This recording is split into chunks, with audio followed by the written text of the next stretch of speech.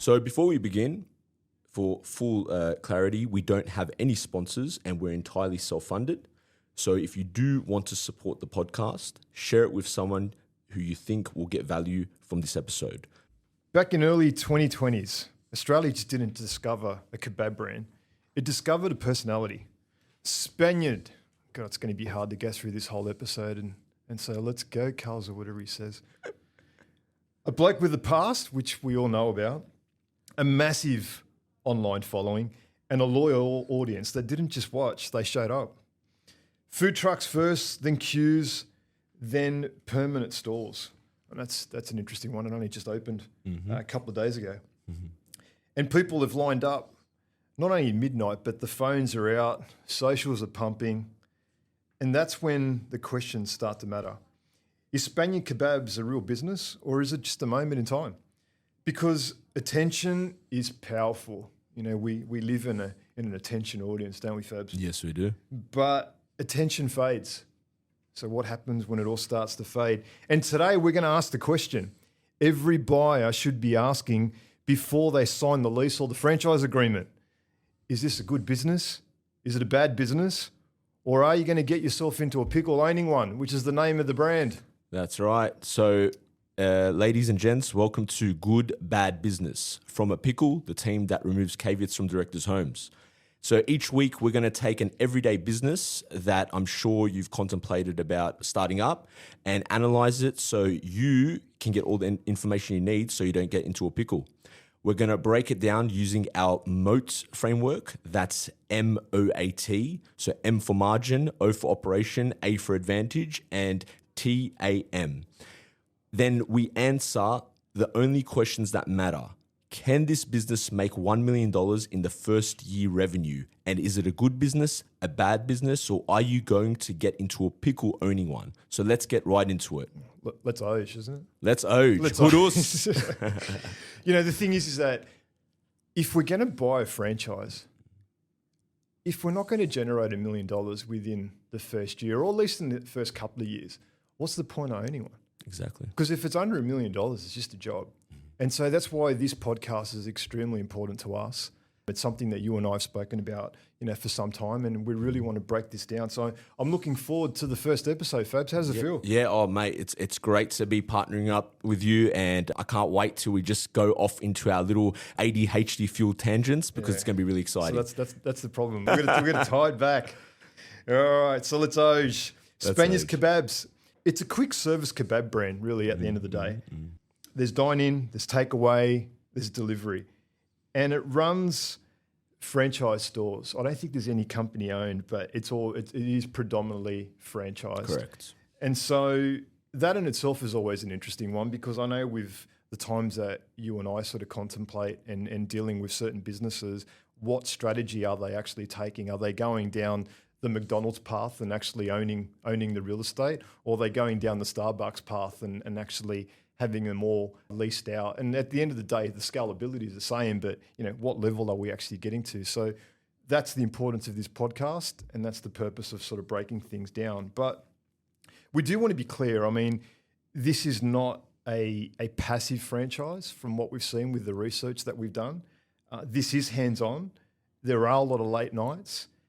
It is heavy labor, which is something that we see obviously within our business. You know, the more labor intensive something is, and if it's not automated, the harder it's going to be able to generate a profit.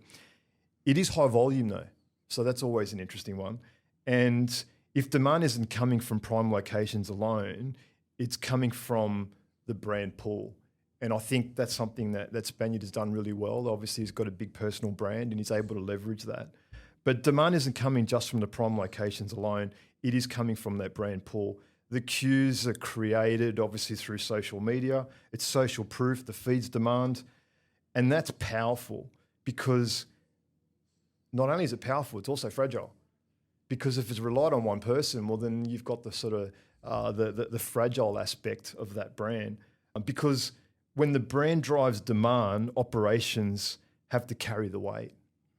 Yeah, that's right. And I've always said this myself. I've got a friend that owns a burger franchise, and he tells me that one of the biggest stresses is that he can never take his hands off the business. It runs really well, got a lot of revenue.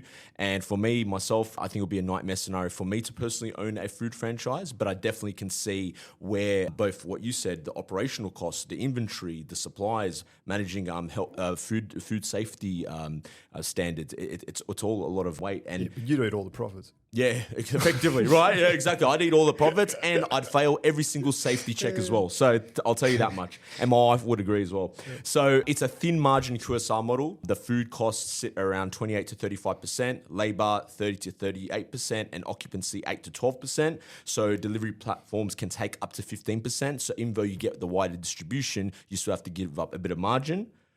And margins only work with tight labor, strict portions, and controlled delivery mix. One bad roster and the profit disappears. And just a side little anecdote, I had a friend who actually had someone managing his franchise, and he thought that he could kind of leave it for that manager to run the business and it could be more of a passive investment. 6 months later, realized that he was basically taking cash out of the till. So things can go wrong, and it can be a very hands-on business, 100%. Yeah. And that's the thing. I mean, more demand, like we're saying, doesn't necessarily mean sort of profitability. And if you've got high volume, it can actually hide the losses. And so, we've spoken about margin and you've articulated that really well, but, food cost alone, 35%. I mean, that's huge.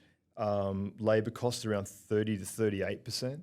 But the occupancy now, if he's now going into retail outlets, and the first one is in Newtown, it's on the corner, which is actually called Ghost Corner or Death Corner, because the last franchise that was in there was a potato franchise that also went broke. So he's gone into the same location. But the thing is that it's all fair enough to be able to put that aside just for the time being, because when that potato business was there, I can't remember the name of it, I'm sure it'll come to you in a moment, but you now can rely on Uber and Uber deliveries, but they're also taking a big percentage out of your margin. Correct. So if your kitchen and your cost isn't set up effectively, you are not able to be able to distribute where your actual revenue is coming from. Is it coming from walk-ins? Is it coming from takeaways? Is it coming from Uber? Because it's one kitchen at full capacity. And if you've got motorbikes all lined up and bikes ready for the deliveries, it adds a massive clog in the system. Yeah. And so that's what's interesting. So as we've said before, we've got to score each stage. So margin, Fabs, what do you give it? What do we give the score out of 10 for margin? Yeah, look, it doesn't deserve a fail, but I think it will just be, in uni terms, a pass, a 5 out of 10, right in the middle. Yeah. I think I'll sort of have to agree with you, but, for me, I'd probably give it a 4 out of 10. And it sort of goes back to what I was saying a moment ago. When the kitchens do get clogged up and it's only a small kitchen and you can't sort of diversify between walk-ins, takeaways, and Uber. Because if you have a look at most KFCs now, I don't know if you've noticed them, like they've got a separate segregated area just for Uber. Yep, I've seen that. They're great. Yeah. So if you can't do that as a small business, it's gonna be difficult. Yeah. So I think I'm gonna give it a 4 out of 10 for margin. Yeah, and I get that. And on that point, Peter, you raise an interesting thing. The part about hiding the losses, it's so true, because that's what we notice happens to a lot of businesses. They might have a lot of revenue, but effectively that revenue, it gives a mirage that the business is trading solvently. But later on, it can really reveal some bigger problems. And with that 15% margin they got to give up to the food delivery, it really does compound that further. So 100%. 100%. I mean, with every business that we deal with, we're always looking at the working capital ratio. Mm-hmm. If the working capital ratio is under 1, it's trading insolvently. They might have massive revenue, but at the end of the day, you need a strong working capital ratio. Correct. So what's next out of the MOAT strategy? We've got operation. So the operation out of the MOAT strategy is really just trying to understand like how efficient it is, which is what we touched on just a moment ago. But when it comes to operation, there is late night trades for these types of businesses. There's high staff turnover. There's queue pressures, which is what we just mentioned with the clogged in the kitchen environment. Early owner, it's critical, because if the owner isn't part of the business, they're just not going to be able to train their staff. Like it's not a franchise that's been around forever, where you can basically, here's a manual, it's going to run on its own. So the early owner is critical. And if you're not there, things are going to start to slip. The food's going to start to slow down. The service is going to start to drop. Complaints are going to start to rise. I mean, you might have been able to peak the demand when it first opens because of sort of Spaniards brand. He can generate a lot of traffic to the store, but what happens when the traffic starts to fade? Now you're on your own, and now you've actually got to run a business. So scaling requires system, not hustle. And I think my biggest criticism with the brand itself, it's about the hustle of Spaniard, being able to build a brand, where he's come from, you know, his history.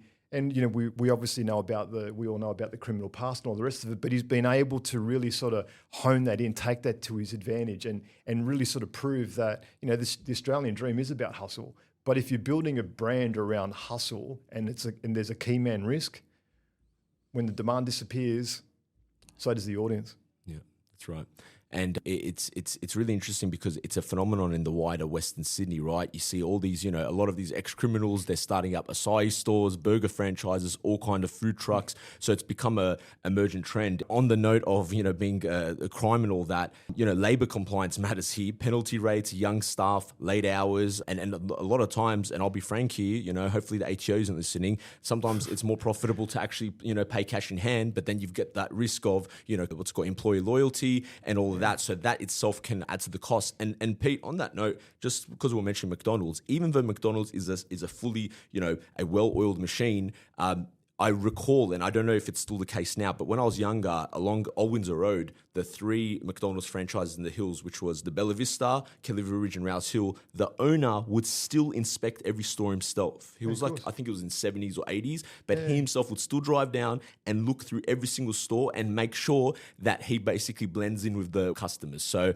regardless of how well-oiled your engine room may be, you're still going to need the owner to, you know. But that's the McDonald's philosophy. Yep, exactly. It always has been. I mean, that went back to the Ray Kroc days. Yep. You know, Ray Kroc would go out there. At the beginning, he would sort of try and sell a franchise to all of his hot knob friends at the golf course. Wow. And he realised that system didn't actually work because you've got people that have bought into a franchise, but they're not actually a part of the business. It wasn't until he started going to, you know, the bingo theatres and all the rest of it and start selling franchises to the mums and dads that actually wanted to be a part of the business, and they were there all the time. So that philosophy has gone back, you know, all the way back to the 60s. So it's a really good point. Yep. We're going off on a tangent as per usual, but operations, mate, we've got to be able to score this out. For me, I think because it's solely reliant on the actual owner right now, I don't think that the franchise has enough strength where you can actually put on a manager, sort of going back to that sort of McDonald's sort of philosophy.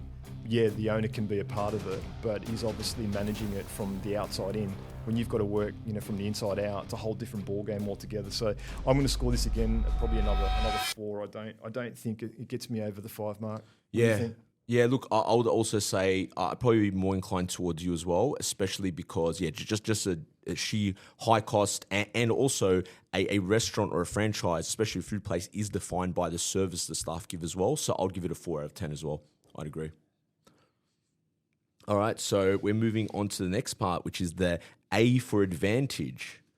So effectively, you know, how advantageous is the offering with Spanians Kebabs? Well, look, I'll be frank here, and for full disclosure, I don't know about you, Pete, but I haven't actually tried any of Spanians Kebabs. I've seen immense food vlogs and reviews on it. However, I would say that one of the key points, both the selling point that Spanian makes, but also the key point of criticism, is how authentic is this replicating the German Turkish doner kebabs, which is where it's based it on, right? And he's always travel done that. Yeah, exactly. And as a Cypriot Greek, I know that the conversation around, you know, what bread is authentic and who invented the baklava. It needs to be a pita bread, and it needs to be souvlaki. Like it's a lamb kebab with some tzatziki. I mean, like, let's not go away from this. Effectively, yeah, it's just been rebranded, right? But look, I would say my personal take on it is, in terms of the advantage that that effectively this business may have, is offering something new. But I would say it is up against new though. Yeah. It's like it's focaccia. Yeah. Well, effectively, yeah. Well, I guess to the very siloed Western Sydney market, I'd find generally speaking that it'd probably be a new thing. It'd probably be exotic for them as well, right? And I would say that one of the biggest points that would be up against it is people in Australia have a love for Lebanese bread and the thin style bread. So I would say that Which is the pizza. Yep. Well, there you go. The pizza. If you ask the Greeks, it's the pizza. Ask the Greeks. Ask the Turks. You're going to get World War II. What are we talking about? But there is a pizza option that he has on his menu. Yep. And he's also got deep fried ice cream. Yeah. Now, when you start adding to your menu, something that we analyze all the time, especially with all the businesses that we deal with, when businesses lose, they lose clarity. Yeah. But when businesses win, they're removing everything that isn't the core product. It's the framework of one. Correct. And so if he's adding certain items to the menu, is the hero product the kebab? Like, why do you have deep fried ice cream? Yeah. Why do you actually have a pizza wrap? Why are we adding? Because if the focus was just on that German style kebab, then that should be the hero product. Yeah, that's right. So to me, that's interesting. Like if you really start to sort of break down the menu at the moment, there shouldn't be the amount of offerings. Yeah. You know, there's multiple of franchises in the US, for example. You know, there's companies that just sell chicken fingers. Yeah, that's right. That's right. It almost gives off a reinventing the wheel kind of vibe. And I would say, you look, based on the food reviews I've seen, there has been a little bit of criticism around the ratio between bread and meat. Some saying there's too much meat, others saying there's too much bread. But either way, yeah, I would say it's a bit of an unnecessary reinvision. And what you said is correct, Pete, because I find that a lot of brands that are very, they lose focus and they try to be the jack of all trades, master of none. Yeah. They usually lose that competitive advantage, you know? When you lose clarity, you start to add products, you start to add services. Correct. When you win, you remove everything that isn't the core principle, the core fundamentals of your business. That's right. Yeah. When you think of Hungry Jack's, you think of the double whopper. Yep. KFC's just selling chicken, like, you know. Correct. So you've got to keep it simple. Yep. For me, look, it's a founder-led business, which the demand is powerful, but it's also concentrated. And so, are these franchises able to stand alone without the brand recognition of the individual profile, which is Spaniard? Yep. Because, you know, at the end of the day, when you break it down, Spaniards is a vlogger. He's a food vlogger. And he's done exceptionally well, don't get me wrong. I mean, I give full credit to the bloke. But with all of the travels that he's been able to achieve and sort of bringing back that particular product, there should be no other reason why that product isn't the hero.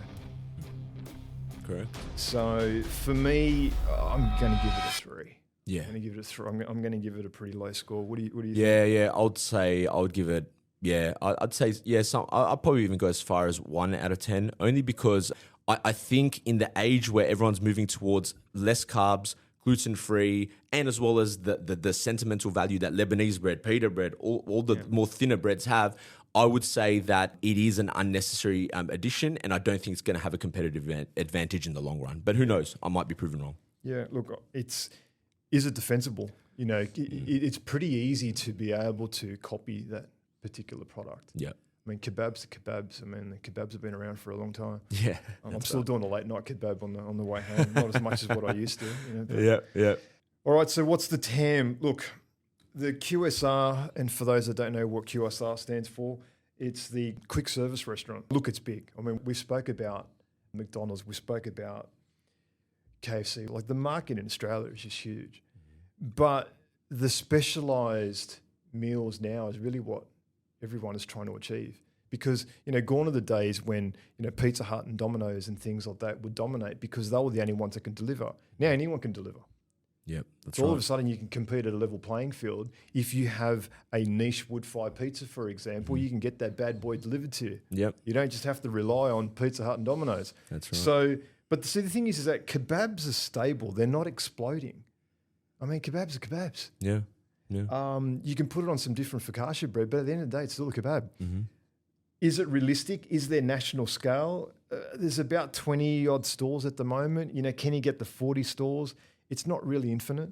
I don't know, mate. What do you think? Yeah, look, I do agree, and look, as I've said before, when it comes to the food truck phenomenon, every individual that I know, especially those that were otherwise in an illegitimate world, they're setting up food trucks, they're setting up franchises. There's so much competition. Everyone is either food vlogging and doing reviews, or they're setting up one and they're just promoting it. So I think there's a lot of competition. And at the same time, like I said, the features of the Spanian kebabs, the thick bread in this age where everyone's trying to be more, carb, be sensitive around carbs. I don't know how competitive it could be in terms of addressing the market. I don't know how sustainable it would be. And you're right. Like, for example, I would say the phenomenon that's happening with food when it comes to delivery and distribution is very similar to the dating market, right? After the invention of Tinder or all these little apps, you found that you were no longer siloed to your locality, right? The days of childhood sweethearts were over, and that was purely due to the abundance of choice. So that's the same thing you can apply to food. And in this case, I just don't know if it would really have a strong total addressable market, not at least sustainably beyond Spanian's brand. So, yeah. What do you score it, mate? I would score it probably, for now, a 3 out of 10, but we'll see if I be proven wrong. Yeah, same. Look, I don't think the total addressable market is big enough for kebabs. You know, Alibaba kebabs and a lot of the kebab franchises, they've been around for a long time. They haven't been able to scale to a national extent. Yep. None of them have drive-throughs. No one's been able to crack that market yet. I mean, if you have a look at the Lebanese chicken and things like, look at Aljana, they've now got drive-through. So that's really the level that you've got to be able to get to, and that's the level that you've got to play at. So does it have a big enough TAM? No. Yeah, exactly. I agree. It'll be 3 out of 10. Yep. Our first episode, Fabs. Mm-hmm. How good was that? Amazing, mate. Amazing. Thank you. Our mate Spaniard. Mm-hmm. Mm-hmm. Does he pass, or is it going to be an absolute failure?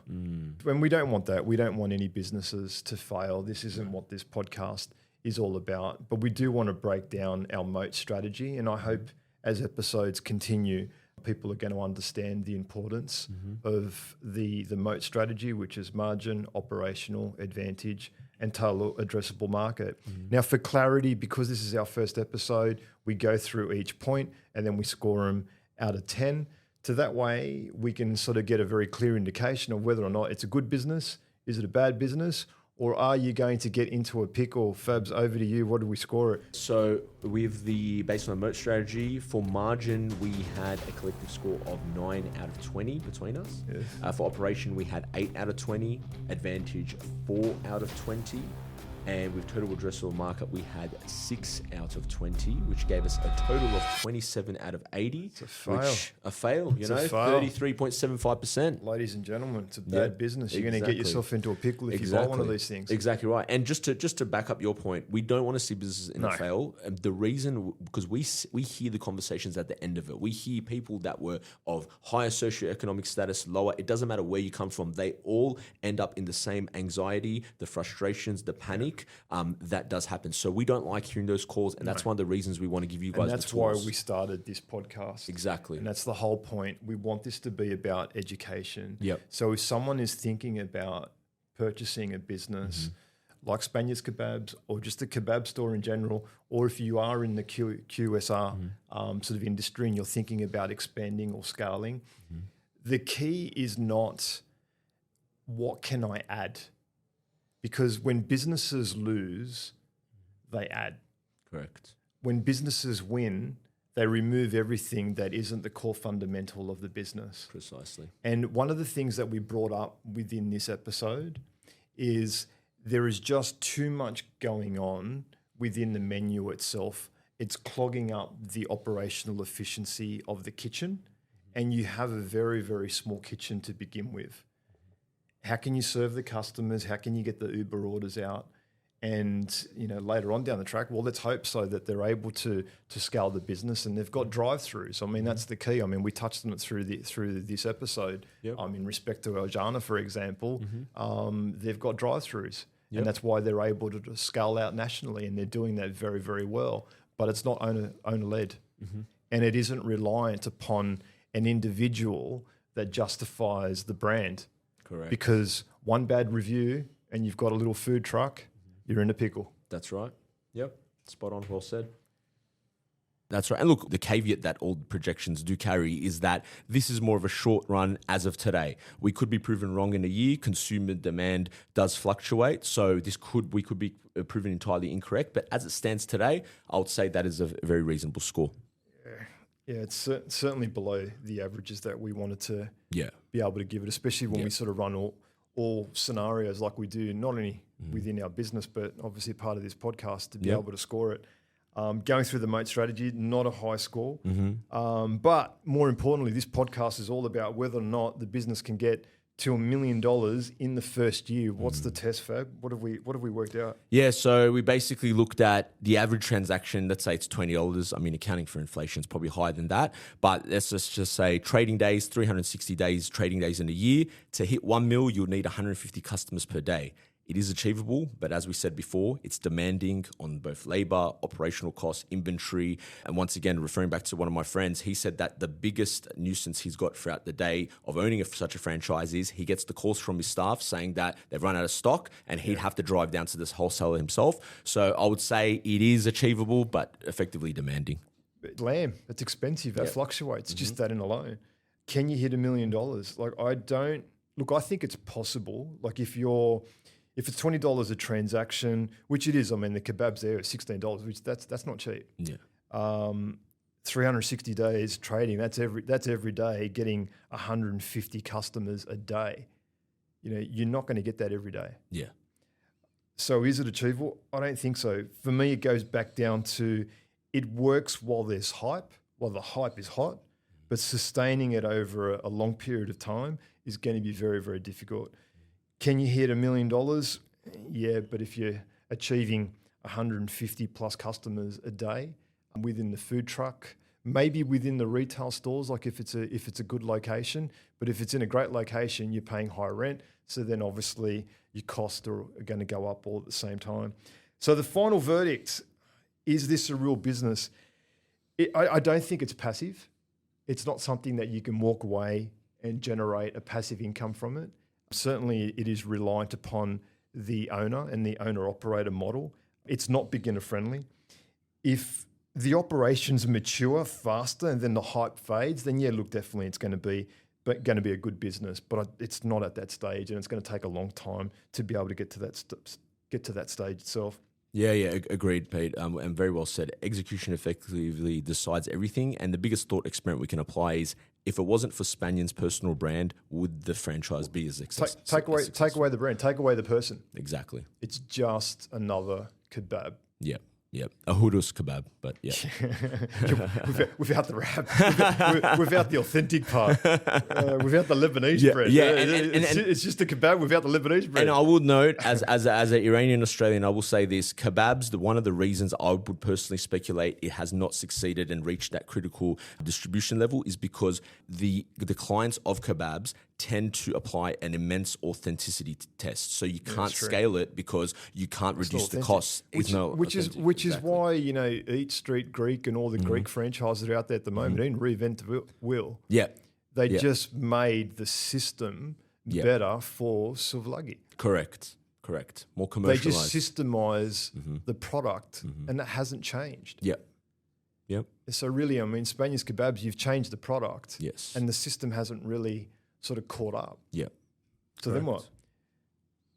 The pickle lesson. Tell us about the pickle lesson, folks. So brand opens the door, operations keep it open. Buying attention without systems is buying risk, because effectively the more distribution you have, the more likely you're going to open yourself up to both criticism, competition, but also costs. So yeah. And for me, look, to close the first podcast, which I think was exceptional. Pleasure. Thank you, Fabs. Thank you. You've made me hungry. I actually want to go get a kebab now for lunch, or just talk about kebab, but it's going to be a souvlaki. All right. But at the end of the day, look, if you're thinking about buying a business, you really need to listen first and send us. If you've got an idea, if there's a business that you want us to break down and analyze through the MOAT strategy, which is the margin, operation, automation, and the TAM, and if you want us to really let you know whether or not you can generate $1 million in revenue, please drop us a line, let us know. We'd love to be able to hear your thoughts in relation to next episodes. But for this particular business, before you sign anything, I think you've really got to sort of break it down, whether or not you can take into consideration the key man risk, whether or not you want to be a hands-on operator. It's not a passive business from what we've seen within our research. So Fabs, at the end of the day, is it a good business? Is it a bad business? Or if you buy one, are you going to get yourself into a pickle? Yeah, well, I think this one will be a pickle. On that note, thank you everyone for listening. Yep. No, Signing off on the first podcast. Well done, Fabs. Yep, thank you. And before we do clock off, guys, I just will make a note. Please ensure you don't take this as personal financial advice. This is just meant to be general. And if you do think about buying such a business, seek independent legal, financial, and taxation advice. Thank you.